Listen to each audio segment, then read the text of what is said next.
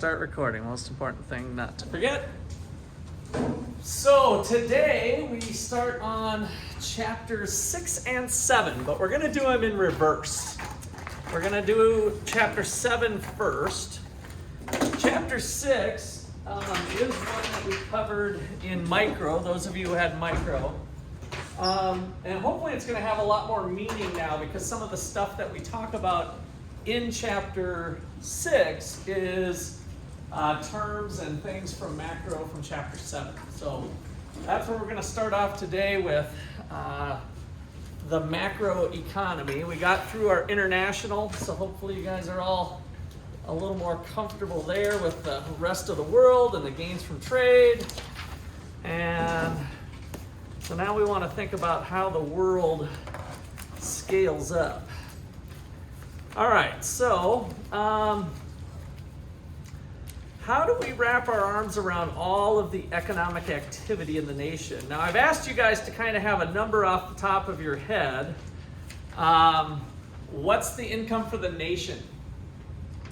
Roughly, approximately. 20 trillion, billion, zillion?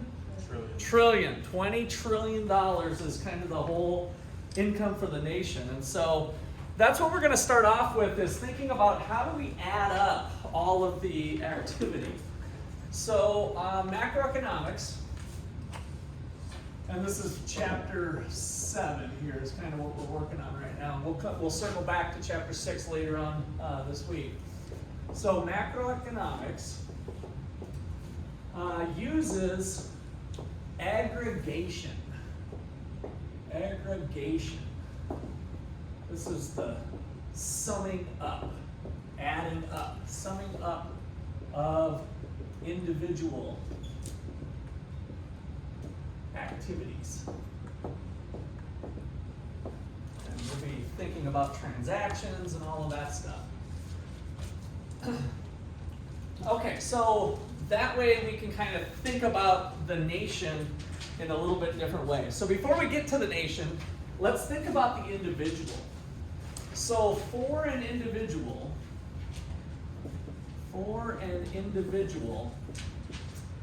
we have something that we do in personal finance class, but it's true for any individual, that the sources of funds, of money basically, must equal the uses of funds. So every single person here in the United States has to follow this equation. You get some money and you use some money. You can only use money that you have, right? So it's kind of a tautology that it just has to hold, it has to be true. Because we're going to then look at, well, what are you using your money for? What are your sources of money? Okay, so let's start with the sources of money. So sources of funds.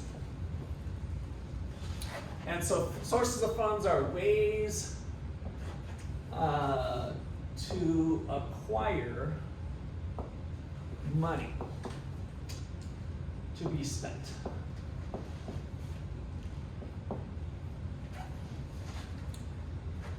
So how do you guys get money? Work. Good. So we have number 1 is the good old-fashioned way. So productive labor wages. Productive labor wages. So you're selling your time, right? Sell your time to a business or some other entity that's willing to pay your wage. So you get a salary or an income of some sort. All right, so go to work. That's number 1. What's another one? How else do you guys acquire money to be spent? Did you say something? If you work for yourself, that's still considered like. That's still this. Yep, that's still this part. If you work for yourself. Family members and stuff. What's that? Family members and stuff. Family members. Okay, so somebody gives you some money, right? So you can get a gift. So number 2 You get a gift from someone.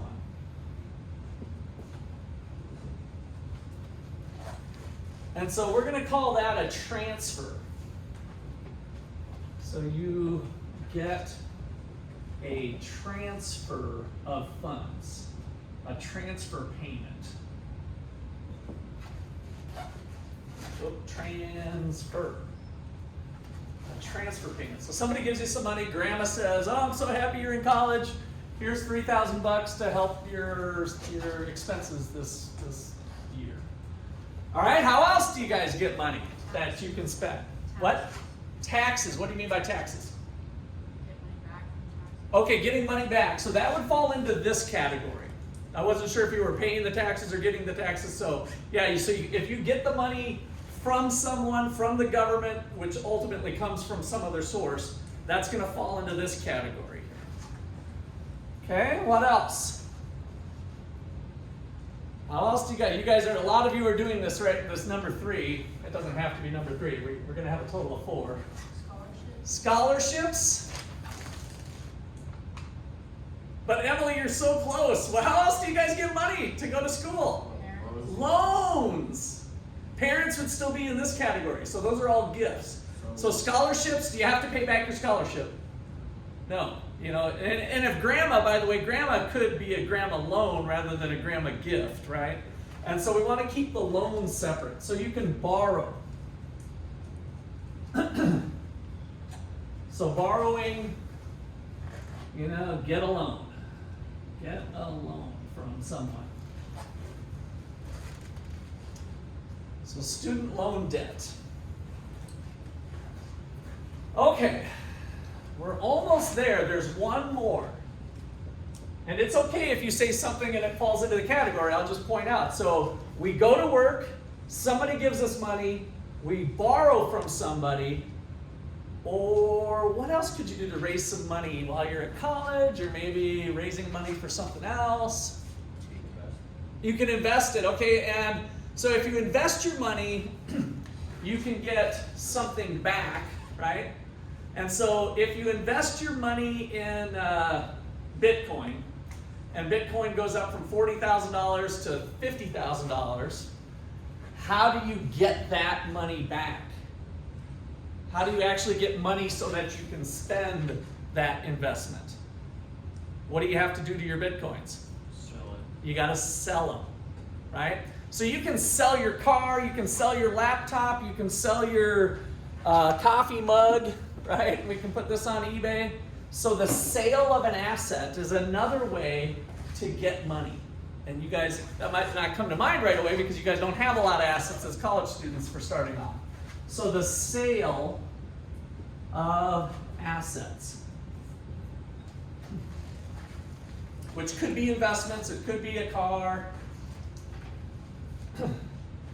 So with assets, we could think of real assets or financial assets.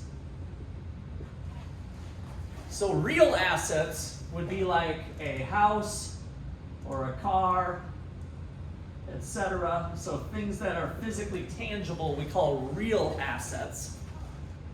Financial assets might be the stocks and bonds or whatever.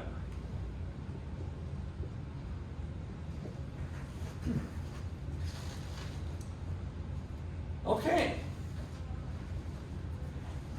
Can you think of any other way to get money?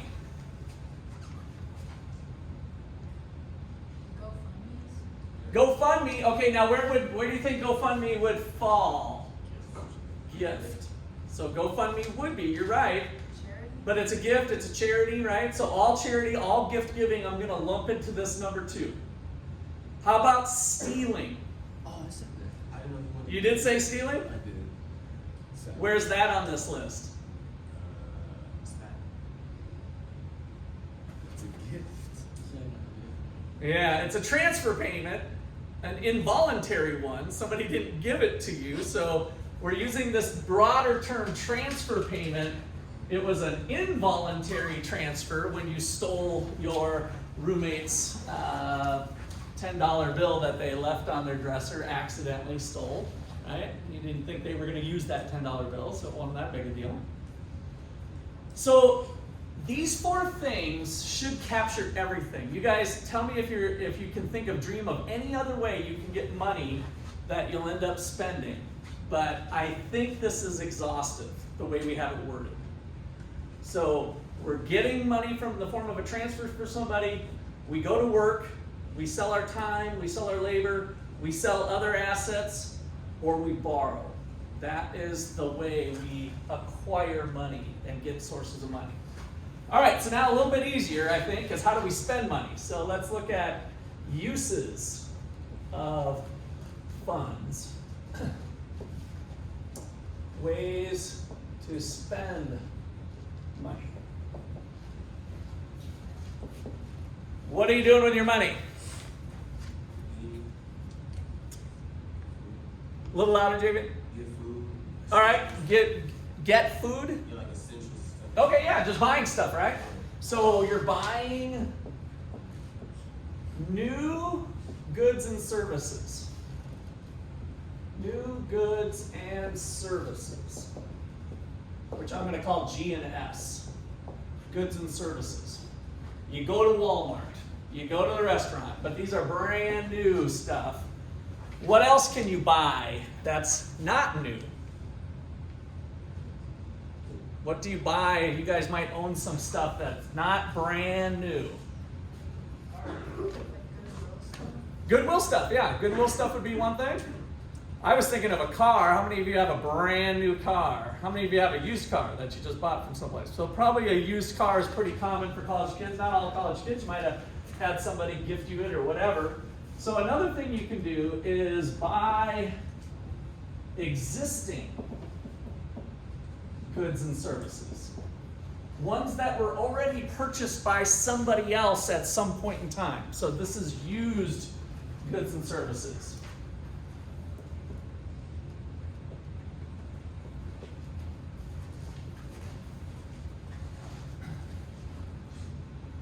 Okay, so now this took most of our stuff, right? Buy new stuff, buy used stuff.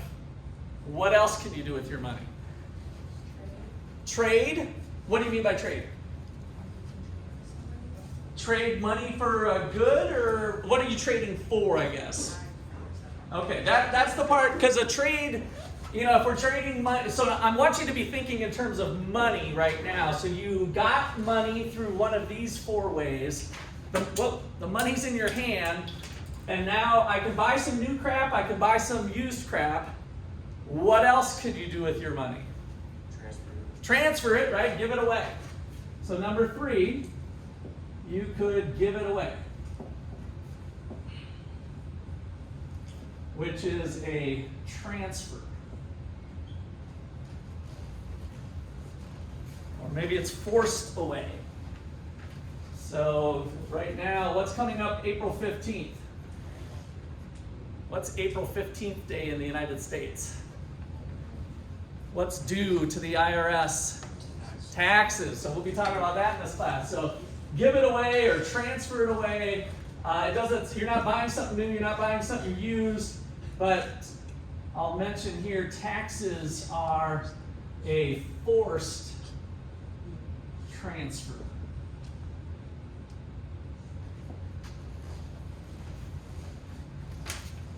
All right. And then lastly, what else can you do with your money? Save it or pay off your loans, right? So now if you're saving it, by the way, this is a little bit of a detail, but it's good for this class with macro. If you buy Bitcoin, I guess I use Bitcoin, but let's not use Bitcoin just because it brings up some other bugaboos. We're going to talk about Bitcoin in this class, but let's just say you want to buy some Apple stock. When you buy $1,000 of Apple stock to have it as an investment, are you giving the company Apple money? Is Apple the company who makes your iPhones and your laptops? I see a couple of you have them.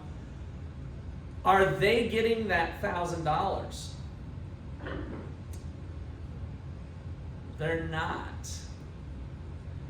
That's something a lot of people don't understand, is that if you go call up a stockbroker or jump on Easy Trade or E-Trade or whatever, and you buy shares of Apple stock and you invest $1,000 into the company Apple, who did you buy those shares from?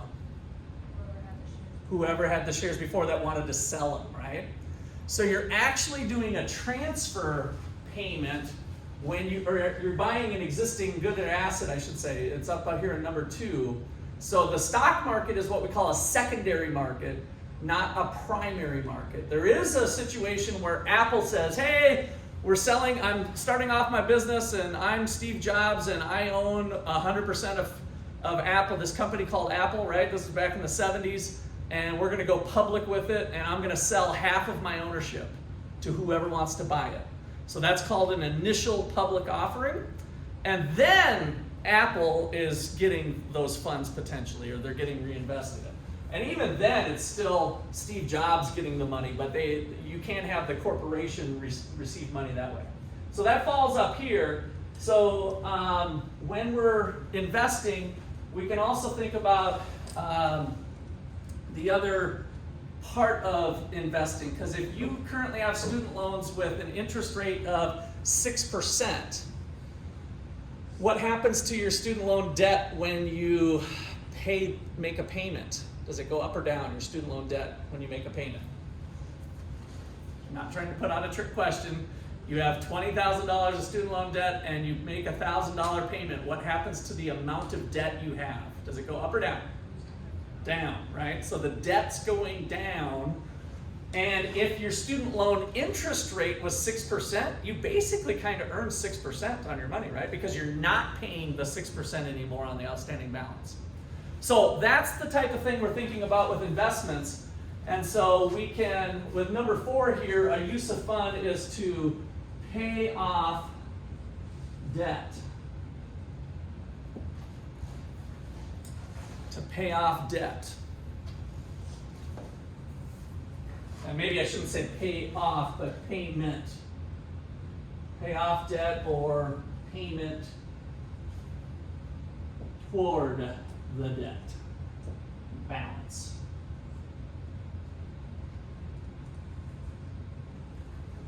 Okay. So once again, we've put the 4 uses. Maybe you're starting to see the theme is that these 4 things kind of match up with these things. So I use my money, I buy new stuff, I buy used stuff, I give it away, or I pay off some existing debt. All right, any questions so far? So in this class for macroeconomics, what we're interested in is what's happening to the economy. So at the macro level,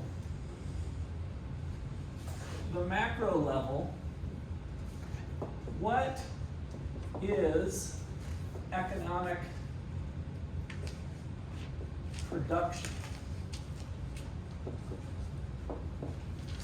So we'll just draw our little island here. There's the United States. And our little island has people on it. There's our 2 people.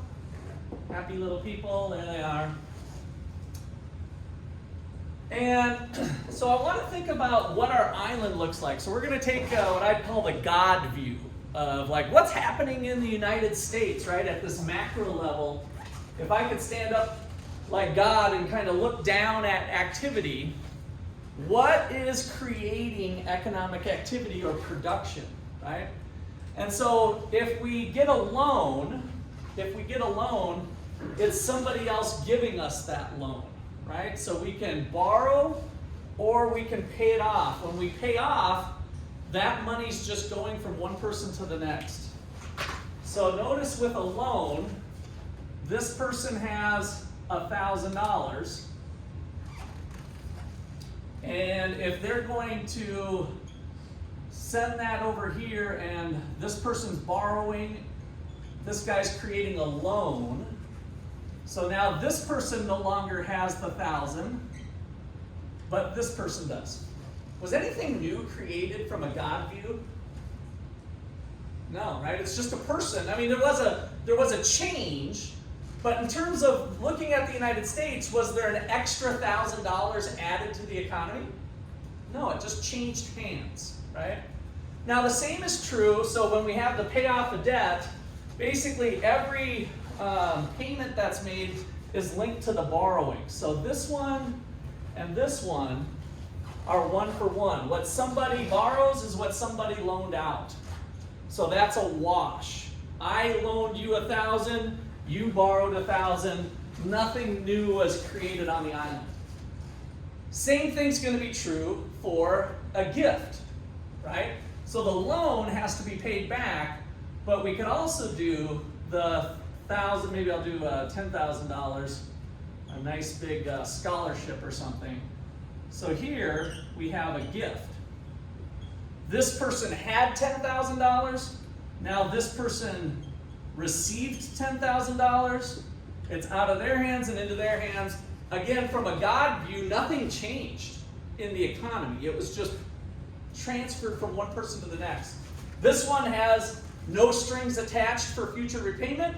This one does. That's the only difference. But today, at a snapshot in time, they look awfully alike, right? This person had money, now this person has the money. This person had money, now this person has the money. Okay. So that's interesting. So now that means gift from someone. So number 2 is with number 3. Those two are those transfers. And then finally, what if we sell our car? So let me do my little red Corvette here. So this person owns the car, and then this person sells the car to this. This is the existing, the used car. Let me just put used car instead of existing. So this is the used car.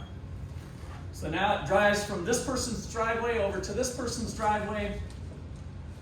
Did anything new from a God view happen in the United States? No. We just have a car that was in this person's driveway, now it's in this person's driveway.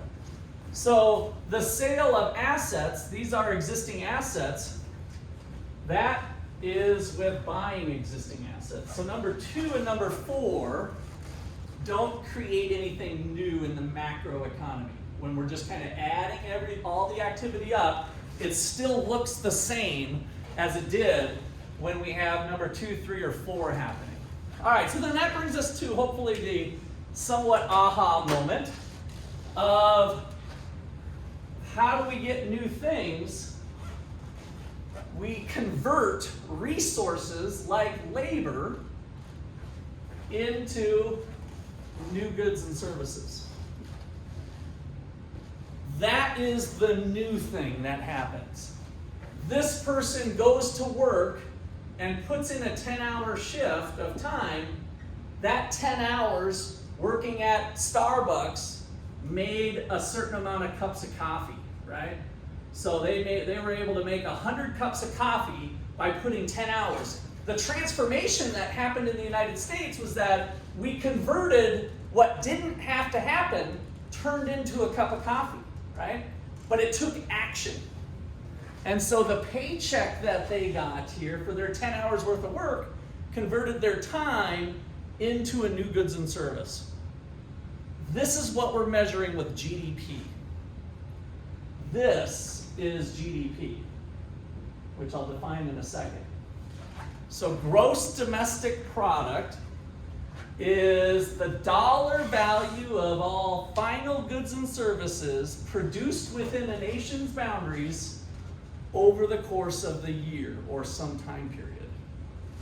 So let's write that up. That's our first big definition. Probably one of the most important macroeconomic variables.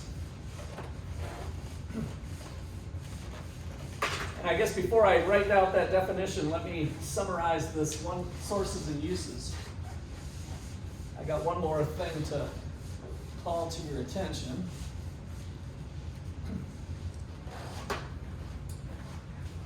So, for an individual,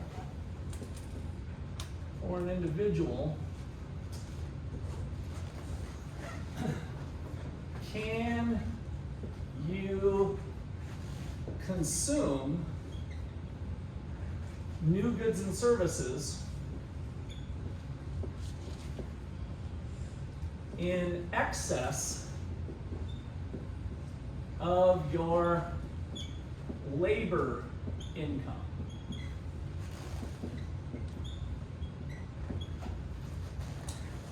So you as an individual, you the college student, here's a question I'm throwing out to you. Can you buy new crap from Walmart in excess of your income that you're making? Can you guys do that individually? Can you buy more stuff from Walmart, spend over the course of this year, spend more money on new goods and services than actually the income that you make as a college student? Is that possible? Yes. How is it possible? Janaya, what do you guys do as students again? That was one of our list of 4. You get money from gifts or borrow, student loans, right? So it's possible for you to go into debt or to get gifts from somebody to allow you to do this. So for an individual, can you consume new goods and services in excess of your labor? And the answer is yes. Through borrowing or gifts. And it could be through sale of assets, but that's kind of the main thing. So then the key question here is, can the United States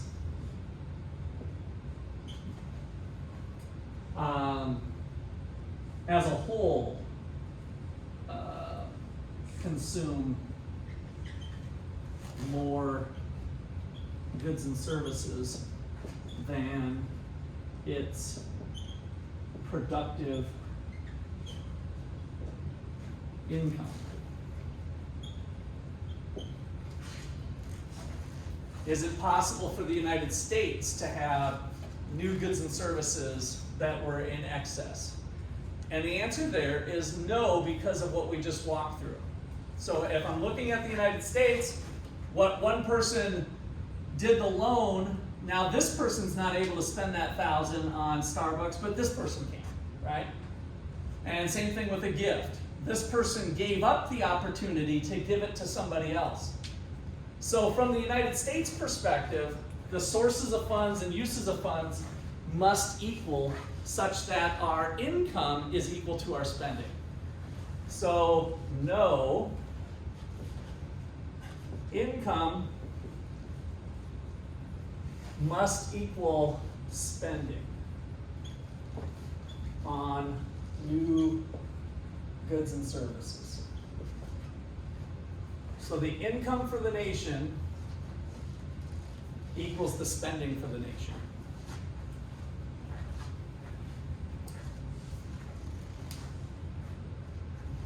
All right, questions on that?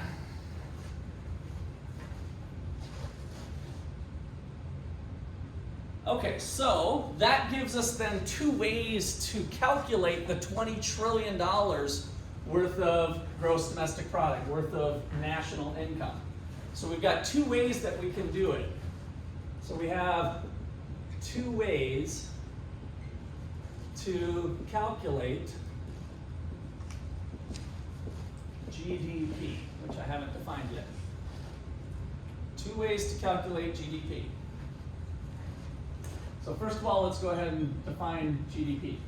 Gross domestic product. GDP. Here's our definition. It is the dollar value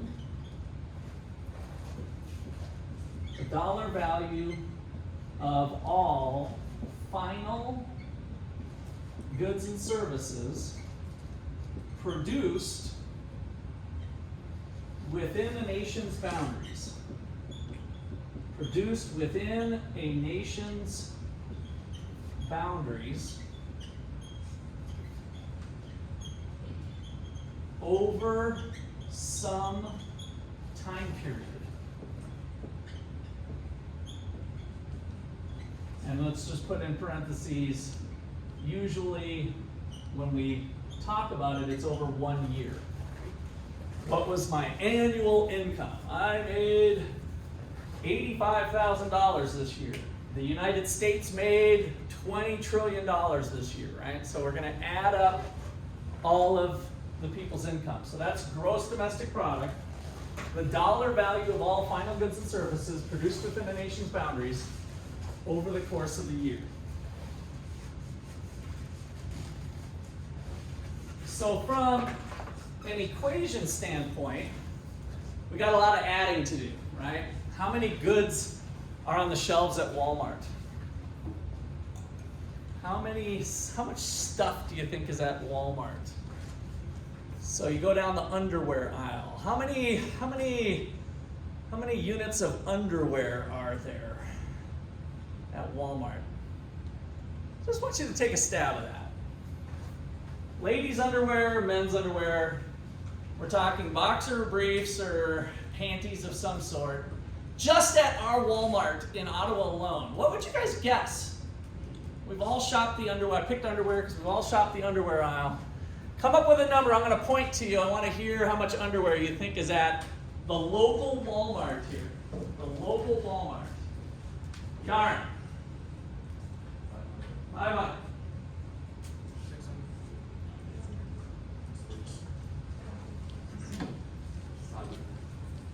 Robert?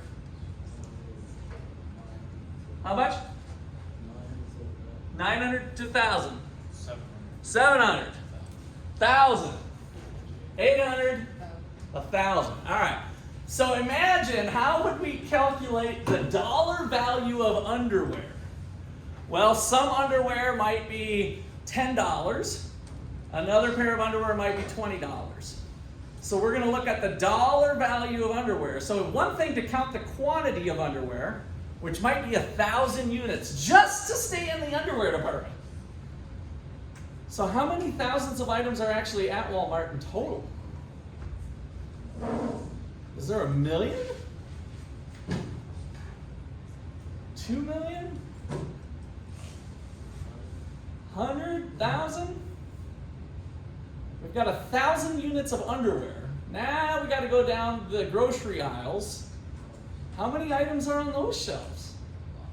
A lot, right? So I'm trying to go through this thought experiment with you to let you know how difficult it would be to actually add up the dollar value of all final goods and services, not just at our Walmart, but everywhere in the United States. It's kind of mind-boggling. But here's how it's done. GDP for, let's say, 2022 is equal to the price of underwear times the quantity of underwear, plus the price of chicken times the quantity of chicken, plus the price of haircuts times the quantity of haircuts, plus the price of beer times the quantity of beer, plus ... And keep going on for a long time, right? And here I left underwear in its little parts. We have all the brands of underwear, all the prices. So this list alone is 1,000 arguments, right? Of what we said. If there's 1,000 pairs of underwear at Walmart, this one alone is 1,000. So there's our formula. And to put it a little more formally, maybe you guys have used this notation. We could say the price of good 1 times the quantity of good 1, both in 22, plus the price of good 2 times the quantity of good 2, both in the year 22, plus ... plus the price of good n times the quantity of good n in 22, where n is the trillion things that we're adding up. So that's a shorthand notation, and now we can make it even shorter. GDP is equal to the sum, maybe you remember from a math class using this, of I equals 1 to n of PI times QI from 22. This is the shortest way to write that equation.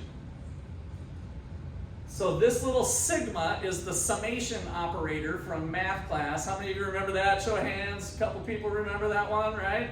So this is the sum, and maybe you've seen it on Microsoft Excel or something, so it's the same thing that gets used when you're calculating a worksheet or a workbook. But that is what GDP is for the United States. So gross domestic product in the year 2022 is the dollar value of all final goods and services produced within the nation's boundaries over the course of the year. Now we've got it in a formula, or one of our formulas anyway. We've got another one to do too, and we've got it in words. All right, questions or comments so far? All right, so I said that there's two ways to calculate GDP. So one way is the expenditure approach. So way number one, the expenditure approach, or method. I think your book calls it method, just to be consistent. I know the other method, or the other one they call method. Let me see here. 6, 7. No, they call it, well, they use both. They said approach and method. So we'll stick with approach. And then I'll put parentheses method. All right, so the expenditure approach groups all spending into 4 categories. So the expenditure approach groups all spending in the nation into 4 categories. Into 4 categories.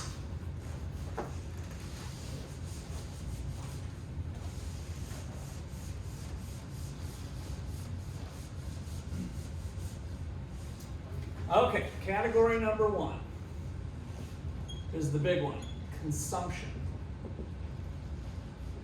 which we give a label of a C, consumption. So consumption is household purchases of stuff at Walmart, for instance. So most of our consumption, this is typical consumption goods that a household makes during the year. Right? Walmart stuff. Walmart stuff. And everything else. Haircuts, chicken wings, television sets. All of that is lumped into consumption. And that typically makes up about 70% of the nation's total spending. So for this one, this makes up about 70% of GDP. So that one gets a lot of focus when we talk about the ups and downs of the economy. Are we increasing? Are we decreasing? There's a lot of attention, sometimes too much attention paid to consumption. Any questions on that one? Number 2, investment. Investment. Now, here we have to be careful because this is not Bitcoin, it's not Apple stock. So in economics class, investment is the purchase of new machinery, buildings, computers, maybe it's dishwashers, if it's a company anyway. So it's purchases of equipment and stuff that businesses use. So investment here is, let's just put right on the table, not stocks and bonds. It is not the S&P 500, it is not NASDAQ, it's not the Dow Jones Industrial Average. So get that out of your mind. It's not stocks and bonds, but rather it is the purchase of capital in economics class, capital equipment, buildings, machines. So our definition of capital, the way I like to think of it, is stuff that helps make other stuff. So, and I wanted to put machines by businesses.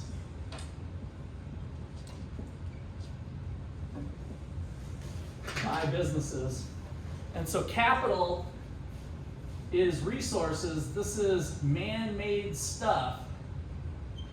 Man-made stuff that helps make other stuff.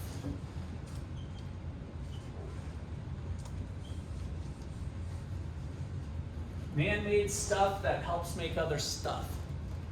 Real fancy econ words here, but so we're gonna need a building to operate our business in. We need some machines, we need mixers, we need computers, right? All of that is capital equipment, and so we're gonna be purchasing that.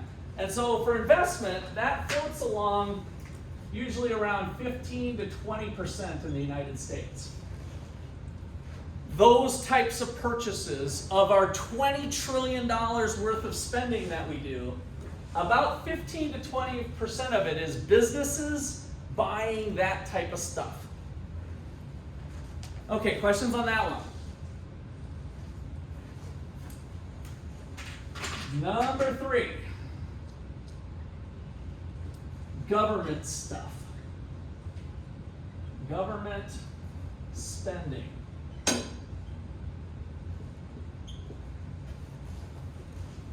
So, weapons of mass destruction that we're sending over to Ukraine. Where did we buy those? Guns R Us, right? Some American company, and then we're shipping it over to the Ukrainians to help fight the Russians. That type of purchase is in this category of spending.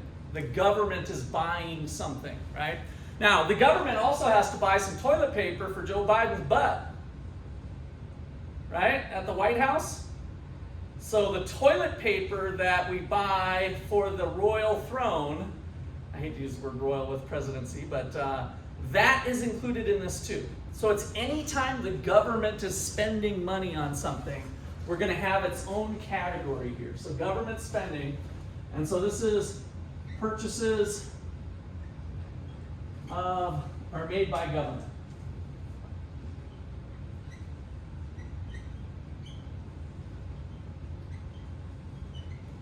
And we'll put in parentheses here, toilet paper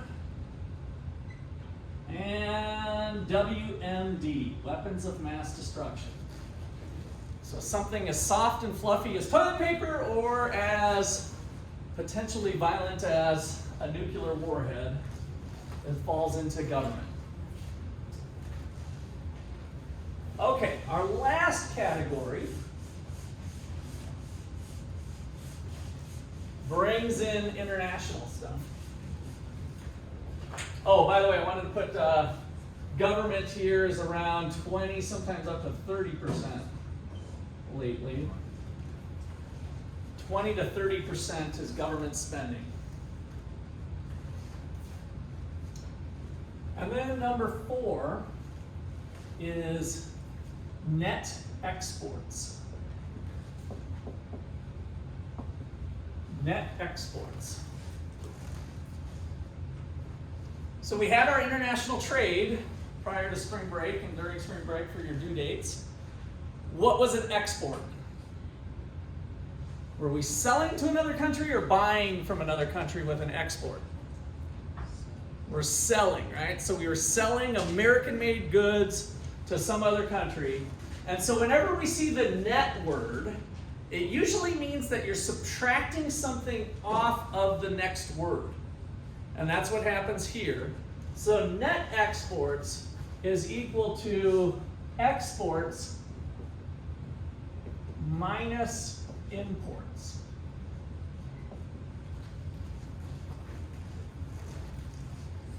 Imports minus exports. So I like to use the notation, if you want to put in here just a big X, for net exports.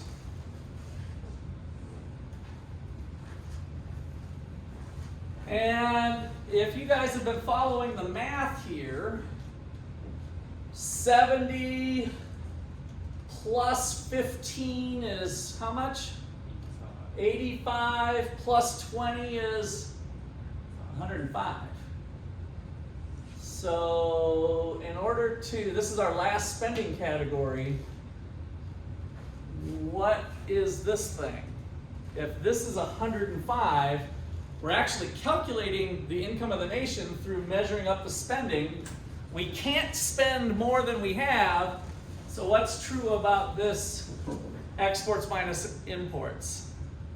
Which one's bigger? What we buy from the rest of the world or what we sell to the rest of the world?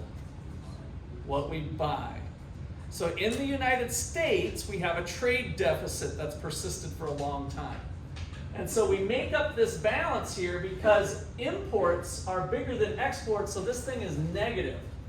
So this will fall usually anywhere from minus 5% to minus 10% in terms of the size of the trade deficit. So a couple notes then we'll just say. USA has been negative for many, many years. About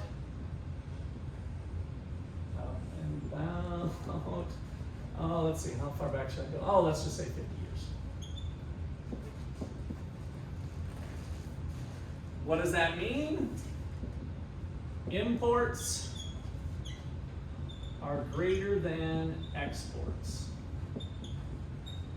A trade deficit is the word you'll hear, a trade deficit. We're buying more from other countries than what we sell to other countries. And that'll have some things that we'll check out later. It turns out not to be too big of a deal. But some people like to make a deal of it. Trump made a big deal of it. It's time to, get this trade deficit figured out. If I was in office, blah, blah, blah. Well, it was mostly stupid talk, frankly. Having a trade deficit's not that bad of a deal in and of itself. So there's some reasons that might not be too big a deal. But that is what it is. So this chapter 7 that we're doing, is learning how to measure these macroeconomic variables. As we move later into the course, then we'll start to talk about what we should do or should not do, maybe, depending on what. Like, should we try to change this, right? That would be a policy type of thing. And so we'll get to there eventually down the road, but right now we're just trying to define things. Okay, so there's our 4 categories. So it turns out that the macroeconomy is all about cigarettes. It's all about cigarettes. Remember cigarettes. Why cigarettes? GDP, which will also use the symbol Y, which we sometimes use for income, is equal to C plus I plus G plus X. Cigarettes. So the expenditure approach to calculating GDP is to add up these 4 categories of spending. And so we end up getting cigarettes. Okay, questions on that? Bear in mind that within the C is the underwear, chicken wings, beer, pizza, haircuts, lawyer services, dental services, orthodontics work, right? All of that stuff at Walmart is all embodied in here. So really what's going on is we're adding up a whole bunch of consumption goods from I equal 1 to N. That's a C. Plus, we're adding up all of the machines, buildings, equipment that all of the businesses have done. So there's a whole bunch of stuff going on in here too, right?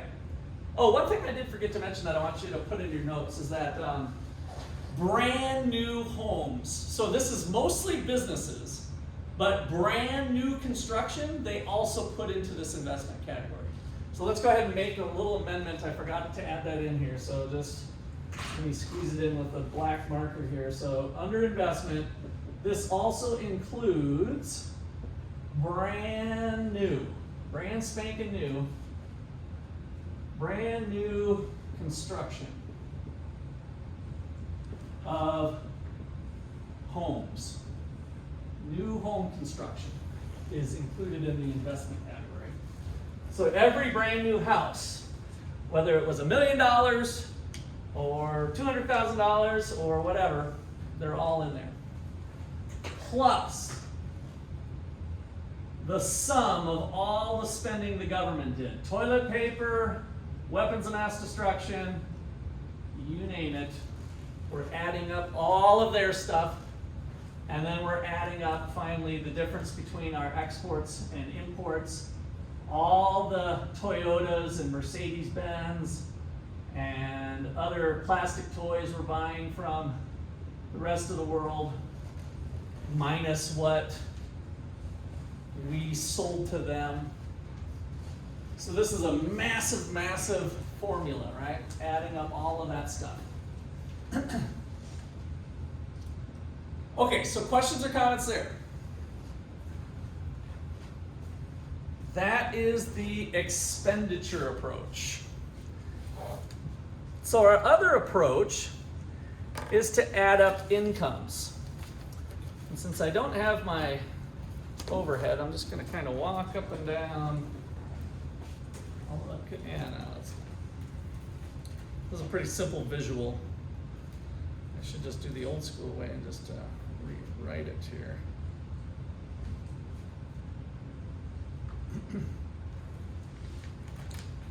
Okay, so let's see. I guess we haven't even done that. Maybe I should take a little more time on this. I don't know if it'll last, but this is what I was going to do there. You know what? We'll do this as a recap tomorrow. Hopefully that machine will be working fine. We'll do that later. So the other approach we're going to look at is adding up people's income. So here we're looking at spending, but the reason we took the time to do this is that this person went to work for $10 an hour, worked for 10 hours, and got a $100 paycheck, right? And so that part of their contribution, along with other resources, into making some Starbucks. And so we're measuring the Starbucks here, the number of Starbucks coffees that were purchased at whatever price, and now we're going to look at it through adding up the income. So we can do either or because they have to add up together for the macroeconomy. All right, so the next one's called the income approach. And I'm trying to decide if I should keep this. I think I'm going to get rid of this.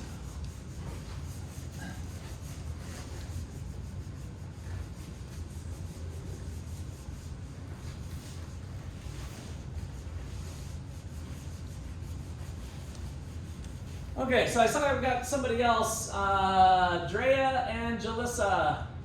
Can you guys turn your cameras on? If you're on Zoom, you have to join with the camera for me to count you present. So if you can unmute.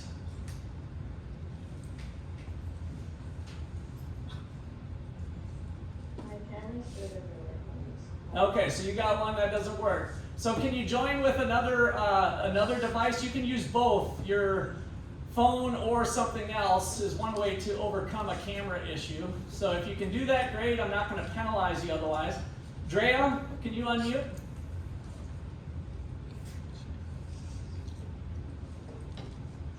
Drea going once. Drea going twice. Drea absent. Oh, sorry, the flu, so just give me 1 second. Okay, no problem. All right, so the income approach. We're going to add up all the incomes. So step number 2, way number 2, is the income approach or method. to measuring gross domestic product. So in general, what we're doing with the income approach is we're going to calculate GDP by adding up all the income earned from resources.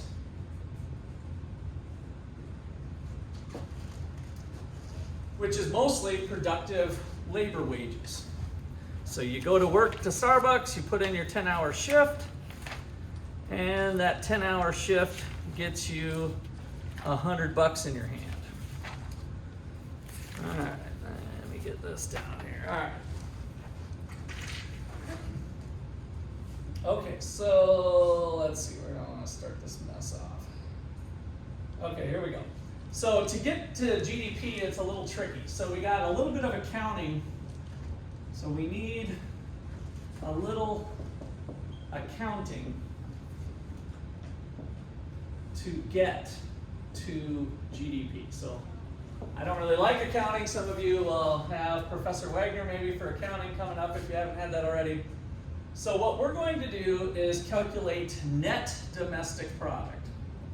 So net domestic product, kind of similar to gross domestic product, but some things have been taken out. What is net domestic product? Number one is compensation to employees. So compensation to employees. This is the paychecks at Starbucks. That's going to be the largest component. Plus net interest. Net interest. So we talked about the $1,000 loan, right? You gave somebody $1,000, but you charged them 10%. The 10% is your income as the loaner, right? If you're being the bank, essentially. So you gave somebody $1,000, they agreed to pay you back $1,100 after 1 year, right? So that $100 worth of interest is your money and your compensation back. So that's your income. So we can think of that as interest income from debts or from other things. Plus the rent to your landlord. So rental income. I have a few properties here in Ottawa. One of them has $1,175 is the rent. That money comes to McCullough and it is income. I also get a paycheck from Ottawa University up here, right? So we've got rental income in a different category, but all the money for that resource of the house that I've provided to my tenants, that resource is now generating some income. So we're going to add up the rental income. So we've got kind of investments here with interest rates and loans, and we've got rental income, and then we've got corporate profits. Corporate profit. Some of the corporate profit might not have been distributed to its owners, so kind of retained earnings for some of you who've had some business classes, but we're going to add up income to corporations, right? Income that they earned. And then lastly, profits to small business. So this is called proprietor's income. We call them a sole proprietor.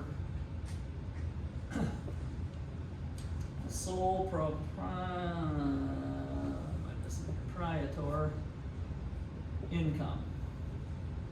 So this is small business owners, pizza time here on Main Street, where you guys get your hair cut, the stylist or the salon, right? Might be a small business. So we've got employees, we've got interest, we've got landlord rental income, corporate profits, proprietor's income. That's kind of the income for the nation, right? We're just adding up everybody's income from those spots. Okay, so now this is really national income, or one measure of national income, but it doesn't quite equal GDP. We've got a couple of little maneuvers we need to do. So now, step 2, let's call it step 2. This is step 1. Step 2, let's take net domestic product, or net domestic income. I'm sorry, I did put product. I thought that seemed wrong when I did it. This is, kind of cross this one off and put income.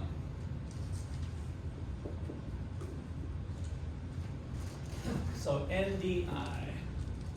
All we were doing is adding up the incomes. I put product on there, that's ultimately where we're going.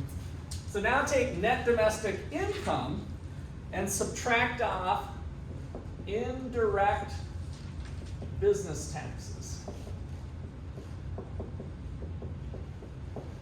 Indirect business taxes. So, if you guys are smokers, which I hope you're not, but you can't tell me you haven't dabbled. Well, maybe some of you haven't dabbled, but maybe you've puffed on a smoke once in a while, or you saw somebody accidentally do it. Well, the tobacco company has special hidden taxes. So the government has found that tobacco is a good spot to zap them with extra taxes. Or maybe some of you have sipped on a beer or taken a shot of Fireball. There's special little taxes that are buried into the alcohol and into the tobacco. And then there's some other goods and services in the nation where that happens. So we call these indirect business taxes because they're not charging you directly for them, right? So it's indirect business taxes. So we need to subtract that out of this, all of this income that we're adding up. Part of that is government taxes, so we're subtracting that off. So when we do that, then we get down to our statistical discrepancy. So minus, let's just put on this one, statistical discrepancy. This stuff is actually pretty hard to get perfect, and so we leave ourselves a little bit of wiggle room, and then we get down to GDP. So this is what I meant by a little bit of accounting, which I don't really love.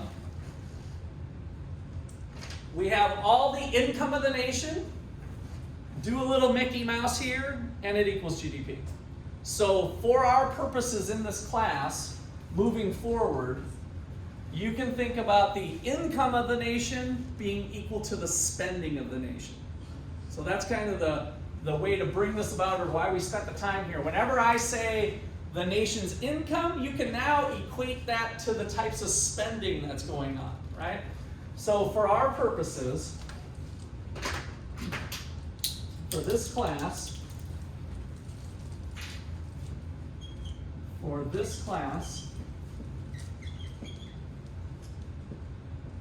you can think of the nation's income being equal to the spending on new goods and services. The income of the nation is equal to the spending of the nation on new goods and services. Either way, you're talking about the same thing.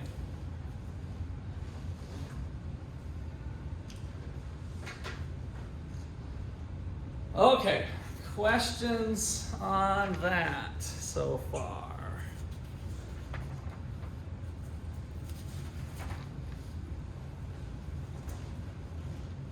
All right, so why do we measure GDP?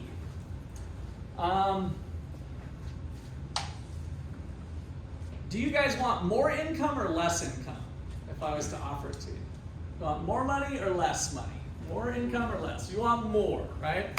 Why do we want more? Well, that's easy, Russ. We can go to Walmart and we can buy all the stuff we want. We can buy a new car, we can buy a new house, right? So in the grand scheme of things, what we're doing with GDP is we're trying to come up with an estimate of society's welfare or well-being. So when I say welfare, I'm not talking food stamps and you're down on your luck, but kind of everybody's happiness.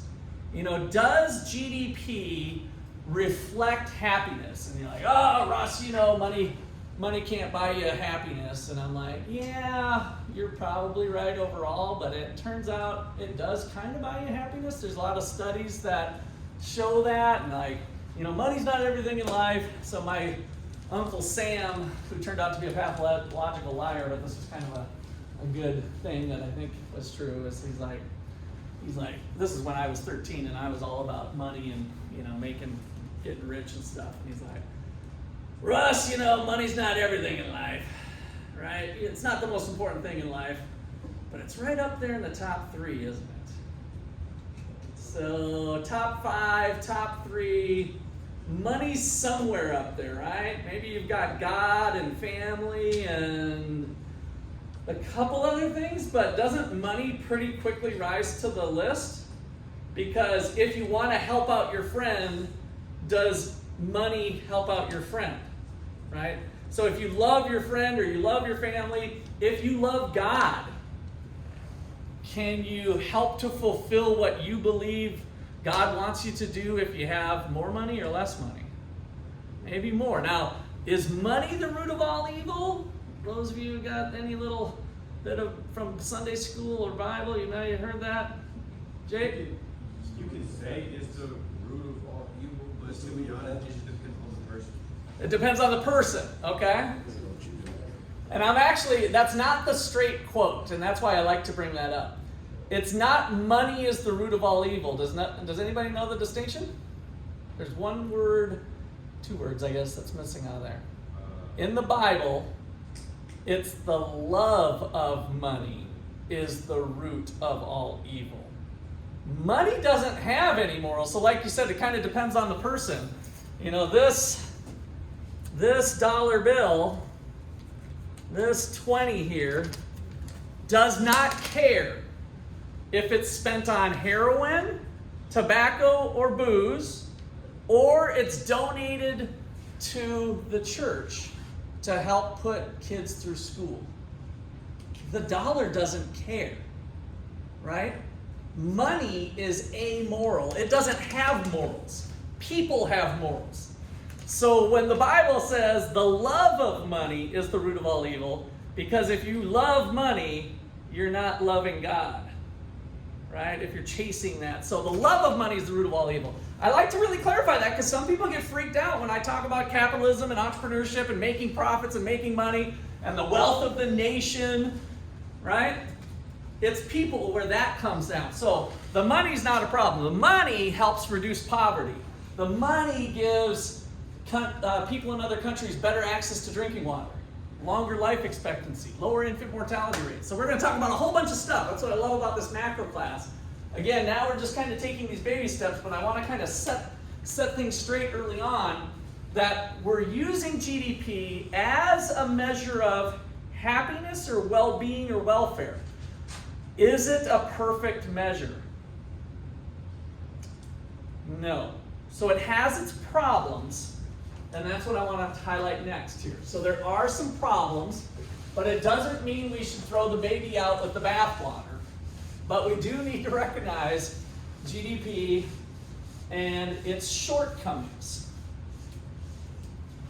So GDP,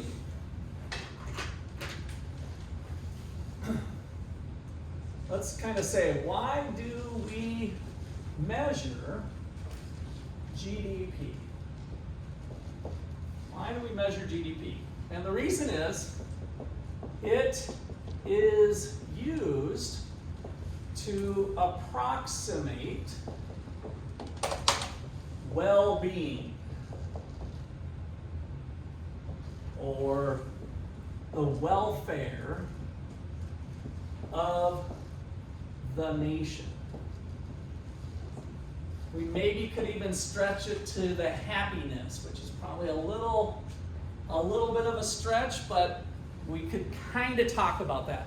The reason I'm using that language is that we know that money doesn't buy us happiness, but maybe it's positively correlated with it, right? Or the amount of poverty and the amount of stuff that we do and some of the stuff that we have. And certainly if we start to get into poverty levels, it buys you food, it buys you groceries, it buys you gas, right? And so if the average American has more of it compared to less of it, then that's a good thing. So we want it to be a measure of that.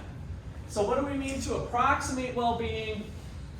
So what we want is that an increase in GDP leads to or implies an increase in welfare or happiness or well-being. That's what we want GDP to be doing. So, is it a good measure of that? It's pretty good, it turns out, but let's recognize its shortcomings.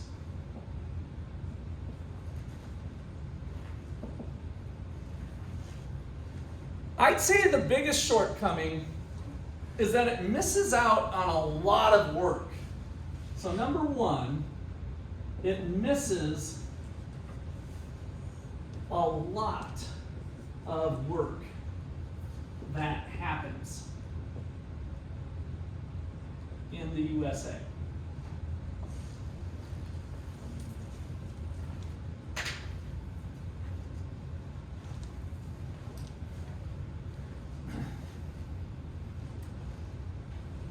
How many of you did laundry over spring break? How many of you did laundry? Looks like just about everybody went up. Hands went up. Did you get paid to do your laundry? Was it work? Was it a chore that you did it because you loved it? You couldn't imagine doing anything else other than your freaking laundry, folding your underwear, folding your socks, hanging your shirts. Was there an element of work to it? Yeah, right? And it wasn't even very pleasant for most people, right? Unless you're kind of strange and you really love the smell of fresh clothes or whatever. It's work to sit there and fold all your laundry and put them all away. Could you have hired it out? Could you hire out your laundry? Yeah. Now, if you would have hired it out, would that be included in GDP? If I would have brought it to a laundromat, they cleaned it, they folded it, and then they just handed it to me, would that be included in GDP? Yes, right? You paid them $30 to do your laundry, that gets included in GDP. But you could have done the work, and most of you did do the work, but you didn't get paid. So that type of work does not get included in GDP. But it's important to think about in economics. We'll pick up there tomorrow.